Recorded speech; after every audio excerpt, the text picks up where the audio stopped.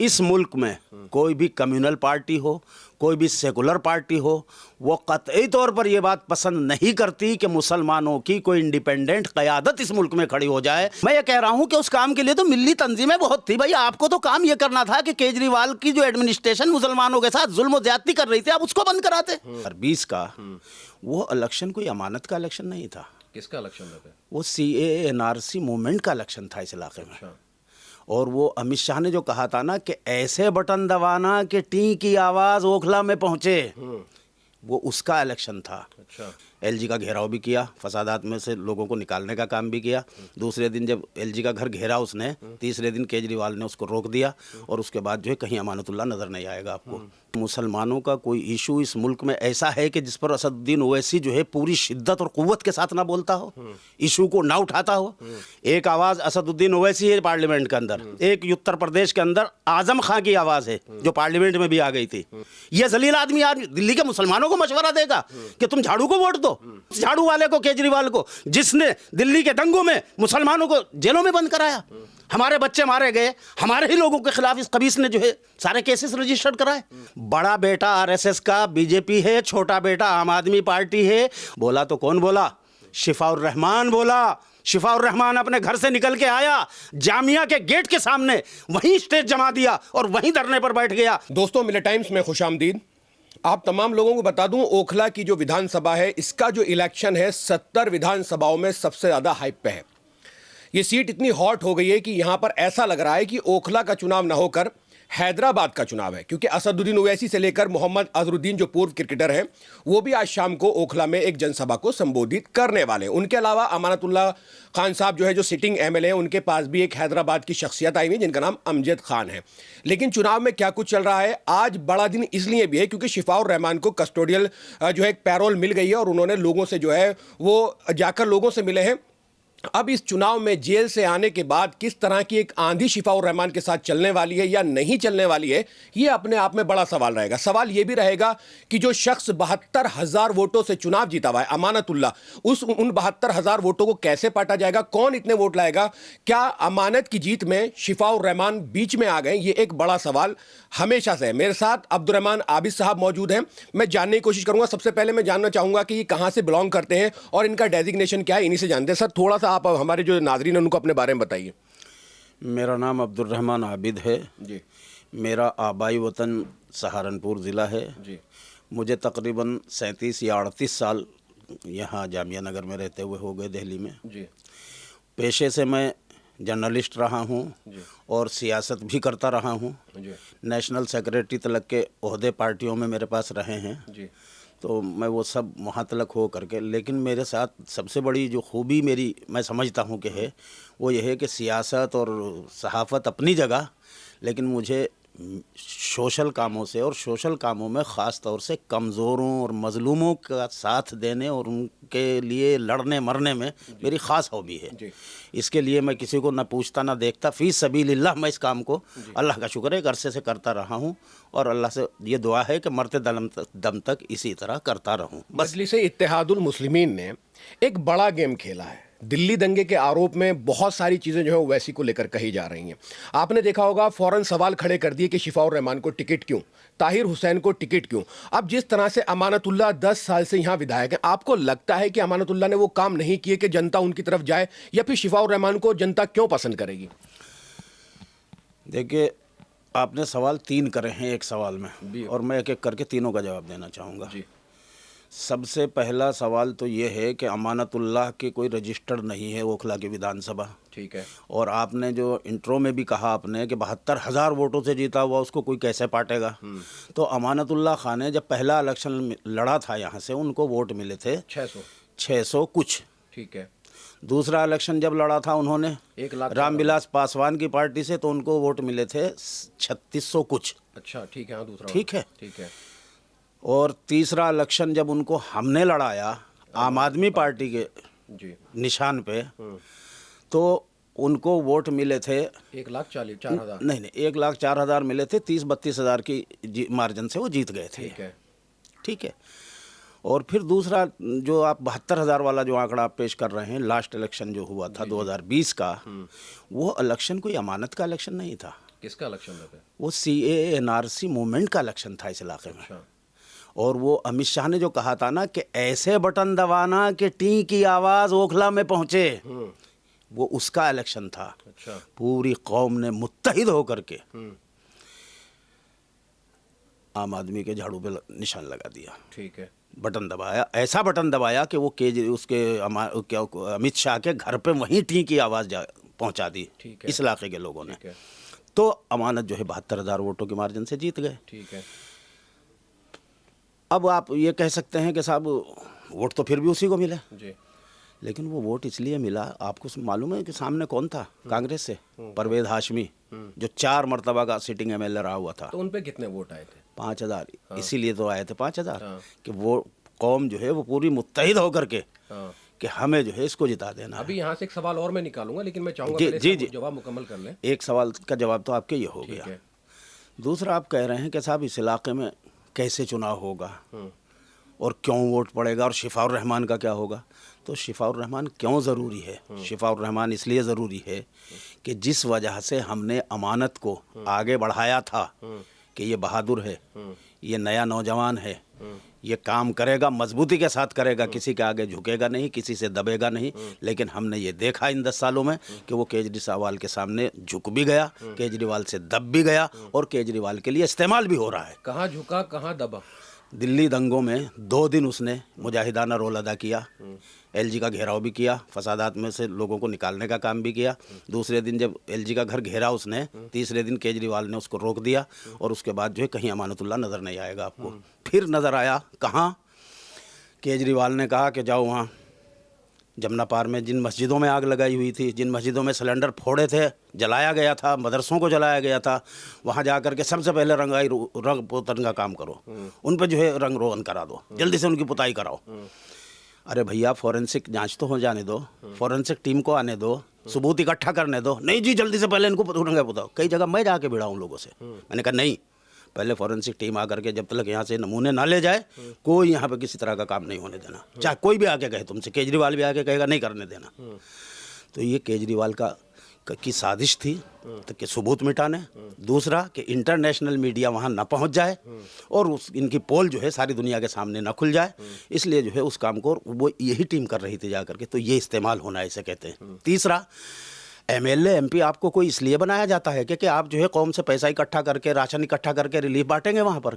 ये काम तो जमीयत उलमा करती है, ये काम तो जमात इस्लामी करती है, मिल्ली कौंसल करती है, मुशावरत करती है और अहले हदीस वालों की जमीयत करती है और तमाम तंजीमें करती हैं। इमाम बुखारी साहब की क़यादत में ये काम हुआ करता था।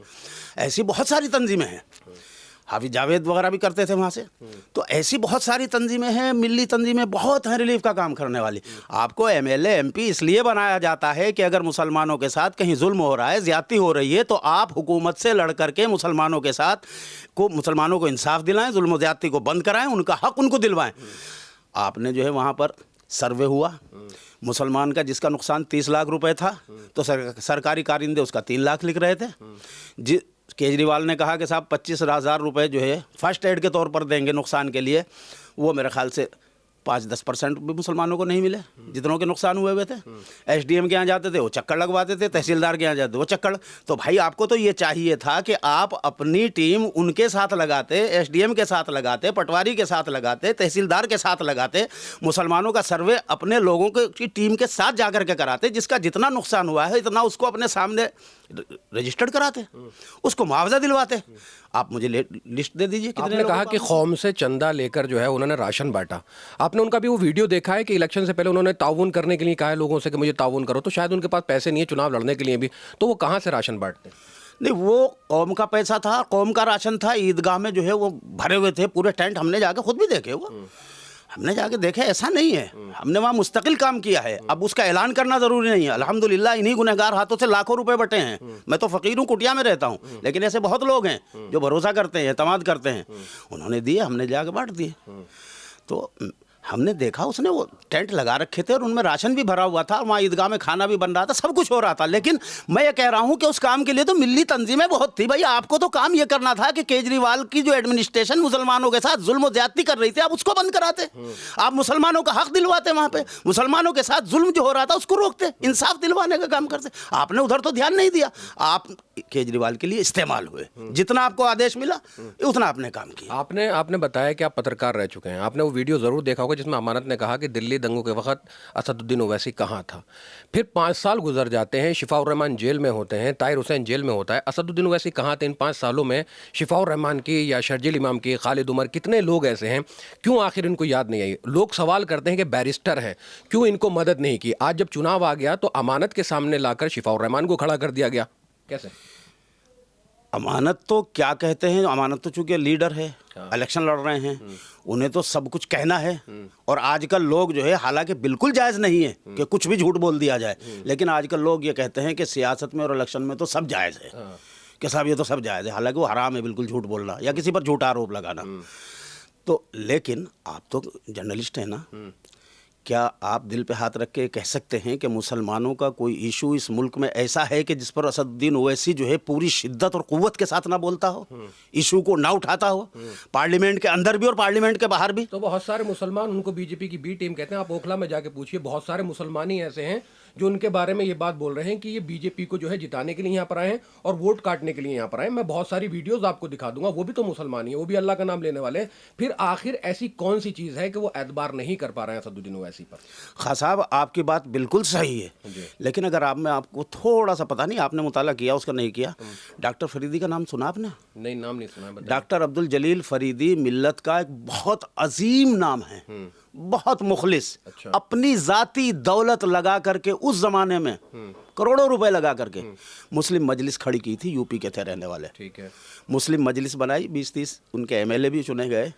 लेकिन जब इस तरह का मामला आया तो इन्हीं नाम निहाद सेकुलर पार्टियों ने, चूँकि एक बात यहाँ पर मैं ज़रा सा टॉपिक से हट कर के है, लेकिन बुनियादी बात है, इस मुल्क में कोई भी कम्युनल पार्टी हो, कोई भी सेकुलर पार्टी हो, वो कतई तौर पर ये बात पसंद नहीं करती कि मुसलमानों की कोई इंडिपेंडेंट क़यादत इस मुल्क में खड़ी हो जाए, मुसलमानों की कोई आज़ाद लीडरशिप जो है वो ऐसी मजबूत हो जाए कि जो अपने बलबूते पर आवाज़ उठा सके। वो चाहते हैं कि कोई या तो फला साहिब का या फला साहिबा का गुलाम हो, या केजरीवाल का हो, या राहुल गांधी का हो, या अखिलेश का हो, या लालू यादव का हो, या नीतीश कुमार का हो, या फला का हो, लेकिन उनके गुलाम तो सबको चाहिए मुसलमान, ताकि उनका चेहरा दिखा करके मुस्लिम वोटों को बटोरने का धंधा तो होता रहे, लेकिन मुसलमानों के वक्त पर जो है आवाज़ मजबूत उठाने वाला कोई ना रहे।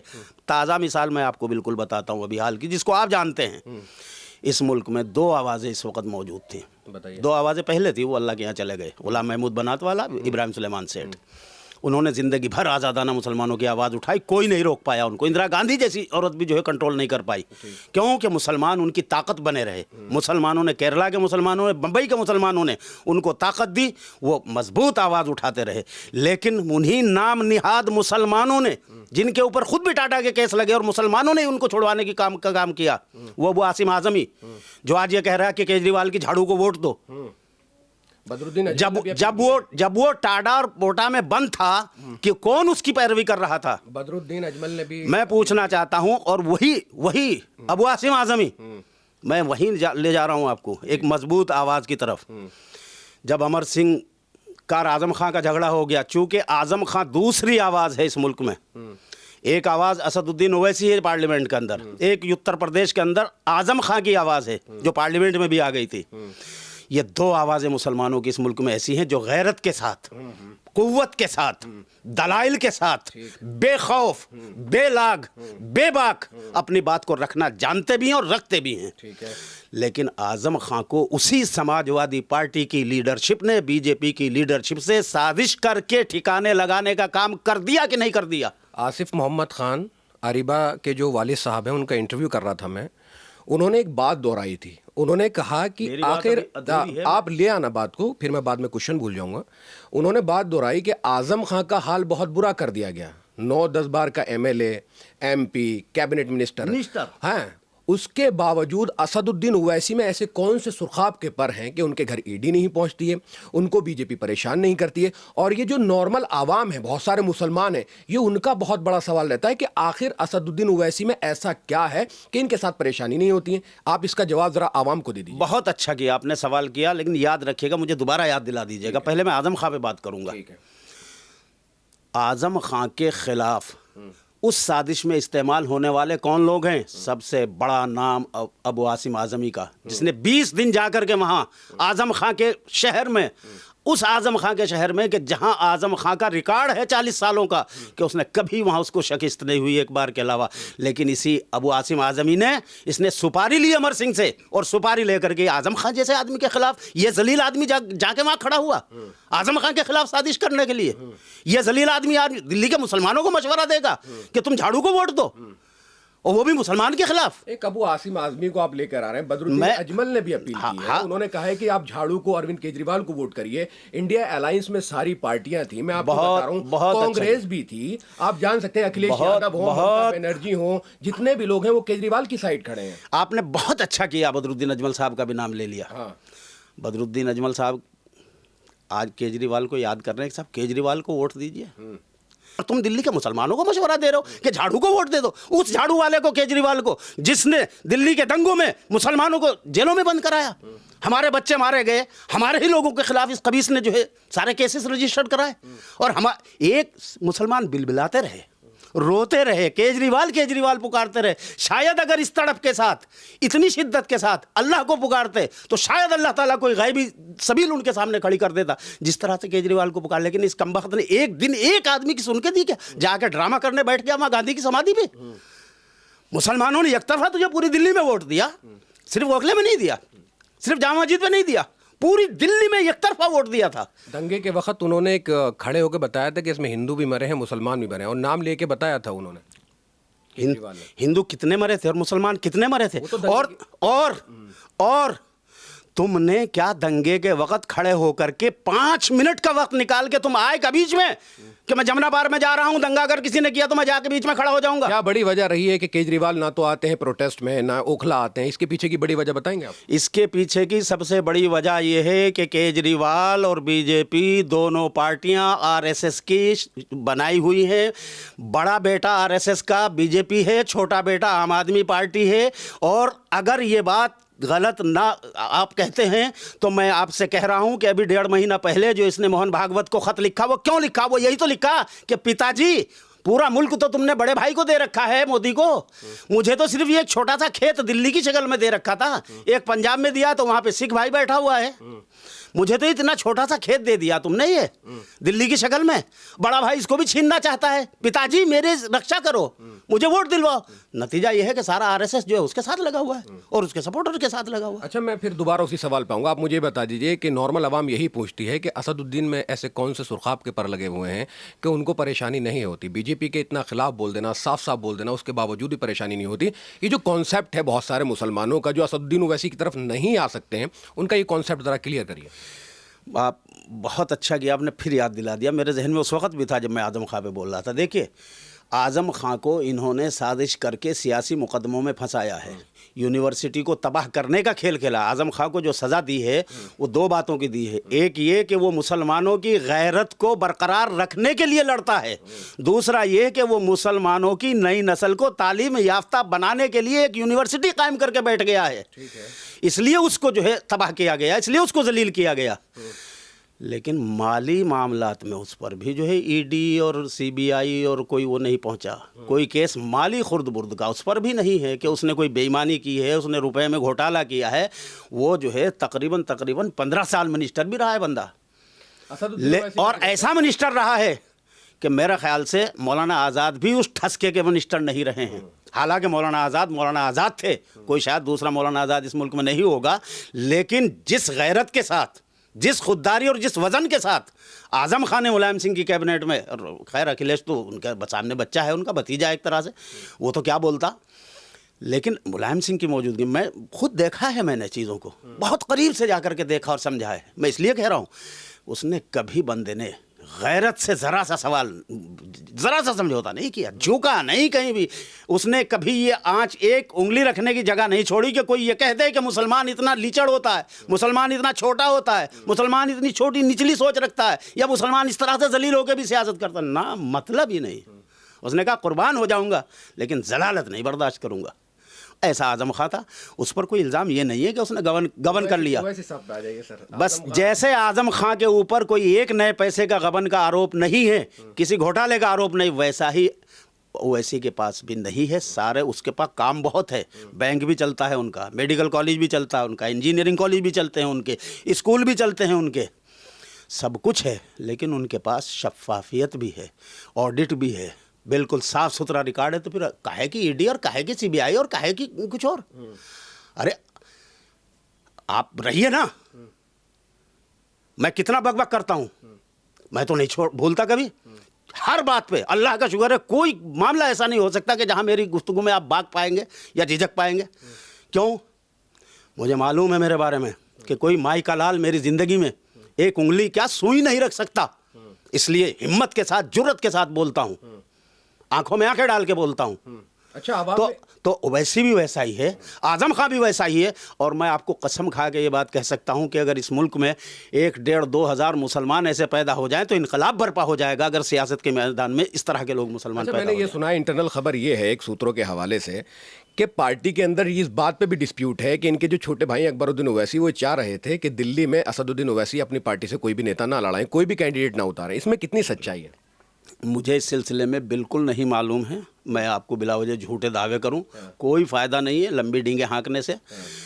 और रह गई बात यह कि उनमें आपस में इस बात पे इख्तलाफ है, तो भाई इख्तलाफ राय हर पार्टी में होता है। जब मैं आम आदमी पार्टी में था तो पहला पार्लियामेंट का चुनाव जब लड़ा गया था 2014 वाला, तो उस वक्त जो है आम आदमी पार्टी में बहुत इख्तलाफ था। कुछ लोग कहते थे पार्लियामेंट लड़ो, कुछ लोग कहते थे नहीं लड़ो। कई मीटिंगों में मैं भी शरीक रहा, बड़े दिन भर बैठे हुए उसमें जो होती थी इख्तलाफ, कोई यूँ खींच रहा, कोई उधर गुजारा, कोई कह रहा 150 लड़ो, कोई कह रहा 50 लड़ो, कोई कह रहा 10 लड़ो, कोई कह रहा बिल्कुल ना लड़ो। तो ये सब पार्टियों में होता है, कांग्रेस में भी होता है, बीजेपी में भी होता है कि वहाँ कितने लड़ो, कहाँ कितने। तो अगर इनमें हो गया तो कौन सा अजूबा हो गया? तो इसमें काहे को इतना बड़ा इसमें हंगामा काहे को? अच्छा, शिफाउर रहमान भाई ने लोगों से मुलाकात की है, जेल से आए, कितना असर जो है ओखला विधानसभा पे आज शिफाउर रहमान भाई के आने के बाद हो जाएगा? और अमानत और जीत के बीच में शिफाउर रहमान भाई को आप कहाँ देखते हैं? अब आए आप असली सवाल पे। देखिए, शिफाउर रहमान इसलिए ज़रूरी है कि शिफाउर रहमान की शक्ल में हम सिर्फ शिफाउर रहमान नहीं देख रहे हैं, हम शिफाउर रहमान की सूरत में मुसलमानों की आने वाली नस्ल की क़यादत देखते हैं। चूँकि इस इलाके से शिफाउर रहमान अगर जीतता है तो आप यकीन जानिएगा कम से कम 100 लीडर पूरे मुल्क में नौजवान मुसलमान जो है वो खड़े होने के लिए अपने अंदर हिम्मत पैदा कर लेंगे जी। नौजवान लीडर। आप जानते हैं कि इस मुल्क की तमाम कम्युनल और सेकुलर ताकतें जो है वो ये चाहती हैं कि मुसलमानों में नई लीडरशिप को उभरने न दिया जाए। सारी यूनिवर्सिटीज़ में यूनियन के इलेक्शन होते हैं, जामिया में ही क्यों नहीं होता, अलीगढ़ में ही क्यों नहीं होता? इसलिए नहीं होता कि यहाँ से जो लड़के निकलेंगे वो मुसलमान होंगे और वो मुसलमान नई लीडरशिप होगी, और मुसलमानों को नई लीडरशिप से यतीम बनाना चाहते हैं ये लोग। इसलिए जो है किसी भी मुस्लिम पार्टी के ख़िलाफ़, किसी भी मुस्लिम पार्टी के कैंडिडेट के ख़िलाफ़ और किसी भी मुस्लिम इंस्टीट्यूशन की यूनियन के ख़िलाफ़ ऐसी साजिशें रची जाती हैं। इसलिए मैं कहता हूँ कि शिफाउर रहमान जो है और शिफाउर रहमान का इलेक्शन जो है वो सिर्फ हार और जीत का इलेक्शन नहीं है, ये जालिम और मजलूम का इलेक्शन है, ये जुल्म का और इंसाफ का इलेक्शन है। शिफाउर रहमान का साथ देना मैं समझता हूँ हर गैरतमंद मुसलमान का फ़र्ज़ बनता है कि जिसे भी ज़रा सा इदराक है, ज़रा सा शऊर जिसके अंदर है कि मैं मुसलमान हूँ और बहैसियत मुसलमान मुझे क्या करना चाहिए, उसे शिफाउर रहमान को इस वक्त। क्यों कि जिस वक्त मोदी सरकार आने के बाद पूरे मुल्क में तमाम मुस्लिम लीडरशिप के ज़बान पर ताले लग गए थे, सबके दिमागों पर कर्फ्यू लगे हुए थे। एनआरसी सीए का कानून इन्होंने पास कर दिया था, पार्लियामेंट के अंदर अकेला ओवैसी था जिसने उस बिल को फाड़ के फेंका, और पार्लियामेंट के बाहर जामिया के वो थोड़े से बच्चे थे जिन्होंने हिम्मत की कमर बांधी और उन्होंने एजिटेशन किया इस कानून के ख़िलाफ़। तो नतीजा ये हुआ कि मोदी अमित शाह की पुलिस ने कैंपस के अंदर घुसकर, लाइब्रेरी के अंदर घुसकर उन बच्चों के सर फाड़ दिए, उनकी आंखें फोड़ दी, उनके हाथ तोड़ दिए, उनके पांव तोड़ दिए और उन पर हर तरह से जुल्म और सितम किया, तमाम अत्याचार उन पर किए। तो उस वक्त क्या हुआ? सब फिर चुप बैठ गए।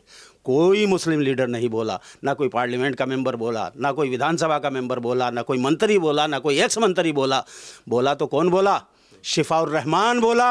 शिफाउर रहमान अपने घर से निकल के आया, जामिया के गेट के सामने वहीं स्टेज जमा दिया और वहीं धरने पर बैठ गया और अपने दोस्तों को, रिश्तेदारों को, अपनी कैबिनेट को, जामिया ओल्ड बॉयज एसोसिएशन का उस वक्त तो सदर था, अपनी कैबिनेट को बुलाया और ऐसा एजिटेशन ज़बरदस्त उसने कामयाब किया, घर घर घूम करके लोगों को बुला करके, कि वहाँ जगह तंग पड़ गई। जब जगह वहाँ तंग पड़ गई तो फिर वो लोग जो है शाहीन बाग में, एक ग्रुप उन्हीं में से गया और शाहीन बाग में जाकर कैंप लगाया गया, जिसका नाम फिर शाहीन बाग तहरीक बन गया।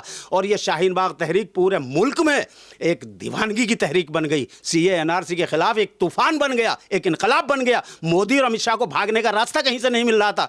ये फिर तूफान लंदन तक पहुंच गया, दूसरे मुल्कों में भी शाहीन बाग तहरीक चली गई। ये इकरा हसन जो आज आपको दिखती है ना पार्लियामेंट के अंदर, ये लंदन में बैठी हुई थी उस वक्त शाहीन बाग कैंप में। पूछ लेना कभी आप मिल करके, देखिए मैंने वीडियो। तो मेरे भाई ये क्रेडिट किसको जाता है? ये शिफाउर रहमान को जाता है। वो आवाज़ शिफाउर रहमान की थी, जिस शिफाउर रहमान ने खड़े होकर के उस क्राइसिस के दौर में इस कदर मुजाहिदाना और बहादुरी का किरदार अदा किया। क्या वो हमारी सिंपैथी का, क्या वो हमारे वोट का, क्या वो हमारी ताकत का हकदार नहीं है? कि हम उसको ताकत दे करके, उसकी ताकत हम बन के खड़े हों और फिर उसी की तरह के हम सैकड़ों नौजवानों को तैयार करें कि वो आने वाले वक्त में आपकी क़यादत करें। हम तो मर लेंगे, हम तो निकल लेंगे, लेकिन हम ये चाहते हैं कि हमारे बाद आपके साथियों में और आपके बाद आने वाली नस्लों के लिए कुछ ऐसे अच्छे और सालेह लोग तैयार रहें कि जो संभाल सकें। हमने अमानतुल्लाह को भी इसी उम्मीद पे जो है उस वक्त तन से, मन से, धन से, हर तरह से अच्छा एक सवाल सपोर्ट किया था, लेकिन अफसोस हुआ कि हम इसमें मायूस हो गए। एक लास्ट में एक सवाल और करूंगा यहाँ पर। ताहिर हुसैन जब कल जा रहे थे जेल में, मैं वहीं पे था, मैंने उनकी पूरी स्पीच सुनी। फिर लोगों से जब मैं मिला तो लोगों का ये कहना था कि असदुद्दीन ओवैसी को बीजेपी की बी टीम कहा जाता है, आप भी जानते हैं, बहुत लोग बोलते हैं उनको, अपना अपना नजरिया, कुछ लोग मानते हैं, कुछ लोग नहीं मानते। लेकिन ये कहा जा रहा है कि इंटरनल सेटिंग है, दोनों को इसलिए जमानत दी गई कि जाएं, चुनाव प्रचार प्रसार करें और ज्यादा से ज्यादा वोट काटें और बीजेपी को फायदा हो जाए। ये सवाल आप भी सुन चुके होंगे, लोगों का ऐसा मानना है, तो इसको कैसे देखते हैं? बिल्कुल, मैं सुनता हूँ ये सवाल और आपने बहुत अच्छा किया, ये सवाल मुझे याद दिला दिया, मैं इसका जवाब देता हूँ। पहला जवाब, इलेक्शन के टाइम पे अरविंद केजरीवाल को दिल्ली पार्लियामेंट के चुनाव पे अरविंद केजरीवाल को जमानत दी गई थी इलेक्शन कैंपेन के लिए 20 दिन की। तो किस बात का सौदा करके आए थे?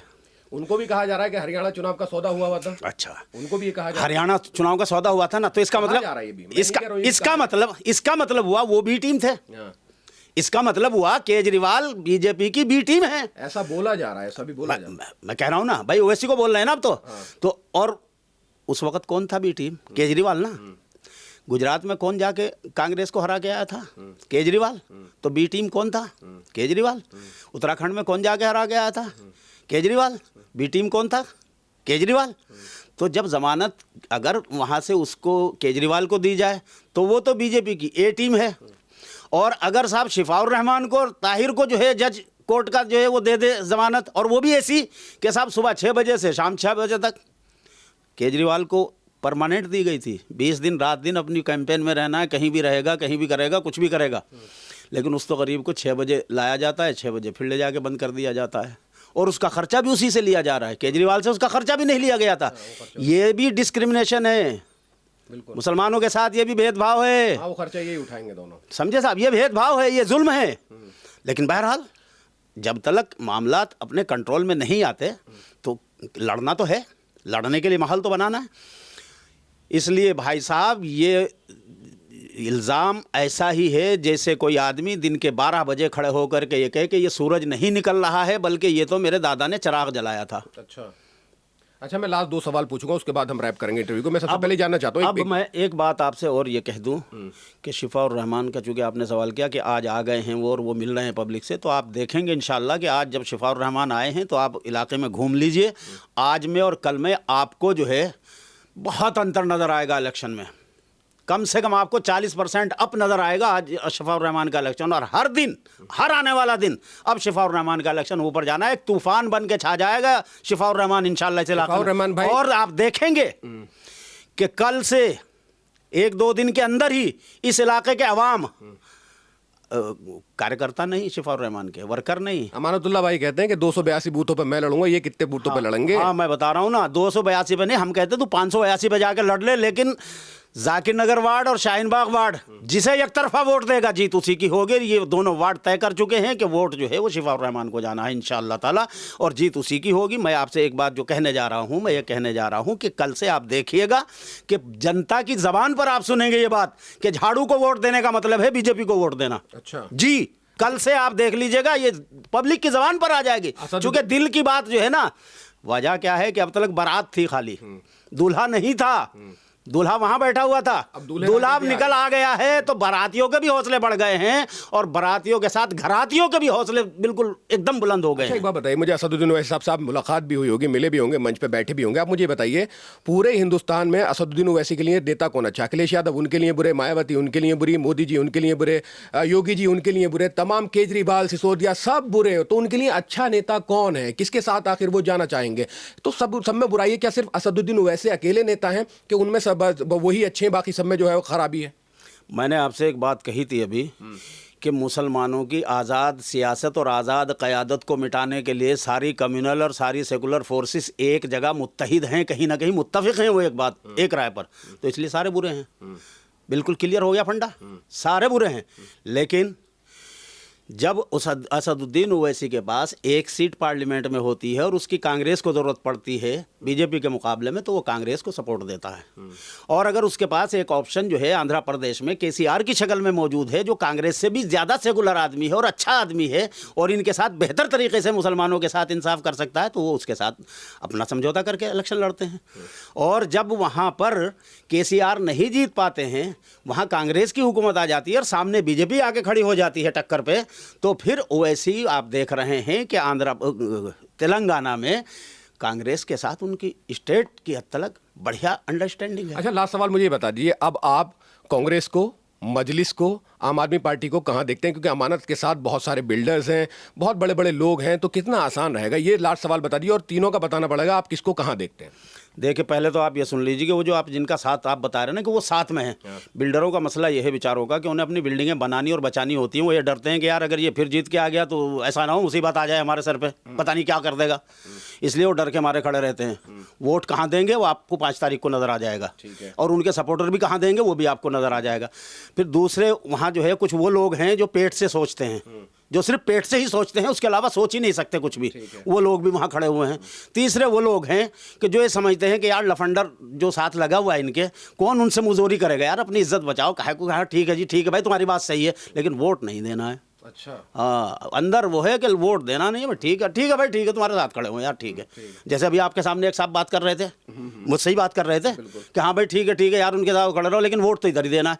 तो ये सूरत हाल है। आप देखिएगा जब 5 तारीख आएगी तो बिल्कुल जो है पता चलेगा कि जैसे वो गेहूँ की फसल में जो है ना, जब बारिश होकर के और हवा चल करके जो हो जाता है ना, दाना नहीं निकलता, वैसे ही निकलेगा अब की बार झाड़ू का मामला, बिल्कुल नहीं हो साफ। कितने वोट आ सकते हैं झाड़ू पे? झाड़ू पे मेरे ख्याल से ज़्यादा 40-50 हज़ार वोट। कांग्रेस पे कितने वोट आ सकते हैं? 8-10 हज़ार वोट कांग्रेस पे। 8-10 काउंसलर है मौजूदा, काम किया, युवा नेता, उसके बावजूद राहुल गांधी, अजहरुद्दीन सब आ रहे हैं। वो बच्ची बहुत अच्छी है, मुझे बहुत पसंद है रीबा, बहुत बाखलाक है, बड़ी मुहज्जब बच्ची है और बहुत सलाहियतों वाली भी है, उम्र भी है उसके पास, और हो सकता है कि एक वक्त आए कि वो बहुत आगे बढ़ेगी। लेकिन अभी जो है इस इलेक्शन में माहौल इस तरह का है कि इस वक्त शफाउर रहमान जरूरी है। कांग्रेस को अंडर 10 मानना है, 10,000 के नीचे मानना है आप इस वक्त, इस इलेक्शन में? अच्छा, इस इलेक्शन में end of the day change हो सकता है कुछ भी या नहीं?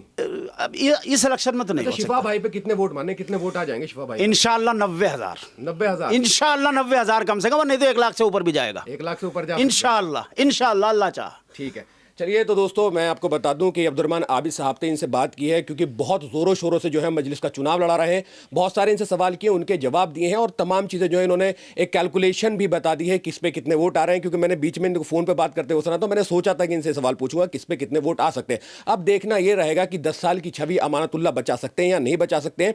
क्योंकि मैं आपको बता दूं कि अमानत भाई की जीत के बीच में अगर कोई खड़ा है तो वो शिफाउर रहमान है। और जिस तरह से उन्होंने लगातार बयान दिए, उन्होंने कहा कि वो उस वक्त कहां था, वो उस वक्त कहां था, तो आवाम जो है इस बात से बहुत अंदाजा लगाती है। वो हल्का फुल्का जो फ्रस्ट्रेशन है अमानत भाई के अंदर वो कहीं ना कहीं शिफाउर रहमान भाई को ही लेकर है। अब ये फाइट कितनी टफ होती है जिससे पूछो वो ये बात यही कहता है कि बीजेपी का यहां पर जीतना बहुत मुश्किल है। बीजेपी को 50, 60, 58 हजार वोट उस वक्त मिले थे जब ब्रह्म सिंह लड़े थे। जी क्या कह रहे हैं? आपको एक लतीफ़ा और मैं सुना दूं इस बीच में कि अमानत भाई के ट्विटर हैंडल पे मैंने एक चीज़ देखी अभी कि एक फ़ोटो लगी हुई है और कुछ लोग बैठे हुए हैं, उनमें मेरे जैसी शक्ल के कई सारे लोग हैं और उनमें कुछ लोग तो वह हैं जो होम मिनिस्ट्री के उस पर काम करते हैं, चूँकि उनके इंटरनेशनल और नेशनल ताल्लुकात या उसके जो तकाजे जो भी हैं उनकी वजह से, या फिर वो जो है हमारे नेशनल सिक्योरिटी एडवाइज़र साहब की वजह से, चूँकि उनके यहाँ जाके कभी कभी बिरयानी भी खाना पड़ती है, चाय भी पीना पड़ती है जब वो तलब करते हैं तो वो सब चीज़ें हैं। तो इसलिए जो उनके अमानत साहब को बुला करके वो साथ बैठे हुए हैं, लेकिन उसमें वो लोग भी कुछ बैठे हुए मैंने देखे हैं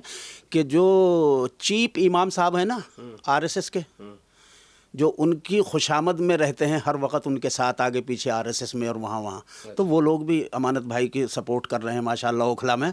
तो बीजेपी की बी टीम कौन है बस अंदाज़ा लगा लीजिए। अच्छा ठीक है, तो तुम तो डायरेक्ट यही कह रहे हो कि आम आदमी पार्टी जो है वो बीजेपी की बी टीम है। बहरहाल ये तमाम सिनेरियो है। अब देखना ये रहेगा क्योंकि लगातार ये बात हो रही है कि असदुद्दीन ओवैसी जो है वो ये जो ओखला की सीट है वो बीजेपी को देना है। इतिहास में कभी ऐसा नहीं हुआ है कि ये सीट बीजेपी को गई हो। उधर मनीष चौधरी बहुत दमखम के साथ चुनाव में, देखना यही रहेगा कि वो जो तमाम वार्ड है वहां से कौन वोट निकाल के लाएगा। क्योंकि आम आदमी पार्टी जो है एक ऐसी पार्टी है जो तमाम बूथों पर लड़ेगी और तमाम जगह से उसको वोट मिलेंगे। अब बड़ा सवाल यही है कि ओखला में शिफा जीतते हैं, अमानत जीतते हैं, अरीबा जीतती है या फिर बीजेपी इस सीट को निकाल कर ले जाएगी। कैमरा पर्सन तमन्ने के साथ मैं मजहर खान, मिल्लत टाइम्स, ओखला, दिल्ली। मिल्लत टाइम्स को जारी रखने और मजबूत बनाने के लिए हमारी आर्थिक सहायता कीजिए। ये एक आजाद मीडिया हाउस और कमजोरों की आवाज है। आप हमें देखें, सुने, पढ़ें और हर महीने ज्यादा नहीं सिर्फ 100 रुपए से मदद करें। डिटेल्स डिस्क्रिप्शन में मौजूद हैं।